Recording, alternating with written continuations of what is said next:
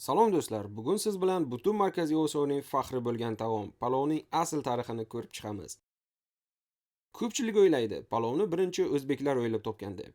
Lekin olimlarning topilmalariga qarasak, palovga o'xshash taom 3000 yil oldin Hind vodiysida va qadimgi Xorazm atrofida ham pishirilgan ekan.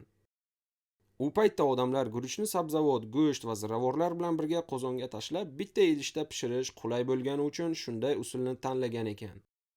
O'sh atrofidagi eng mashhur afsonalardan biri Iskandar Zulqarnayn Samarqandga kelganda askarlar kuchdan qolmasligi uchun bir idishda mazali, to'yimli taom tayyorlangan. Ya'ni palovning dastlabki ko'rinishi. U taom askarlarga juda yoqqani aytiladi. Shundan keyin u boshqa yerlarga ham tarqalgan degan fikr bor. Alisher Navoiy bobomiz palov haqida juda qiziq bir voqeani yozgan. Bir podshoh o'ziga doim palov pishirtirgan ekan. Lekin bir kun oshpazni chaqirib, palovning siri nimada deb so'raganida, oshpaz shunday degan: "Siri sabrda." Ya'ni palovni shoshmasdan, tartib bilan pishirish kerak. Bugun ham yaxshi oshpazlar aynan shu tamoyilga amal qilishadi. Hozirgi tanish bo'lgan o'zbek palovi esa asosan Xorazm, Buxoro, Farg'ona va Samarqand oshpazlari tomonidan bir necha asr davomida mukammallashtirilgan. Har bir viloyatda alohida uslub paydo bo'lgan. Farg'ona palovi yog'liroq va qizarganroq, Samarqand palovi guruch ustida, go'sht sabzi esa pastda bo'ladi. Buxoro palovi ko'proq ziravorli, yumshoq ta'mli. Xorazm palovi juda quyuq, kattalaganlarda tortiladi.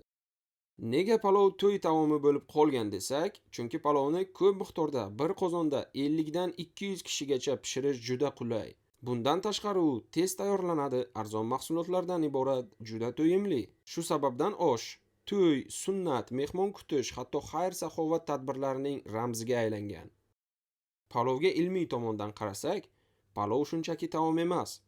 U bir vaqtning o'zida oqsil, yog', uglevod, vitamin ham beradi.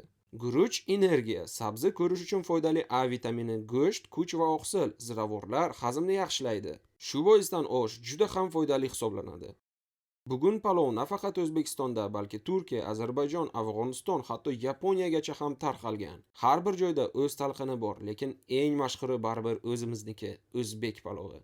UNESCO hatto osh pishirish san'atini nomoddiy madaniy meros sifatida ro'yxatga olgan. Xullas, palov bu shunchaki taom emas. Bu tarix, bu madaniyat, bu bizning ildizlarimizning bir bo'lagidir. Agar video yoqqan bo'lsa, obuna bo'ling, like bosing. Yana shunaqa qiziqarli hikoyalar bilan qaytamiz. Xayr.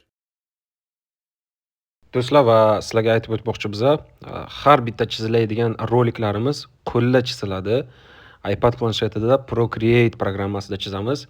Shunga obuna bo'lsalaring, san'atimizni qo'llab-quvvatlagan bo'lasizlar. Kattakon rahmat, hammamizga omad.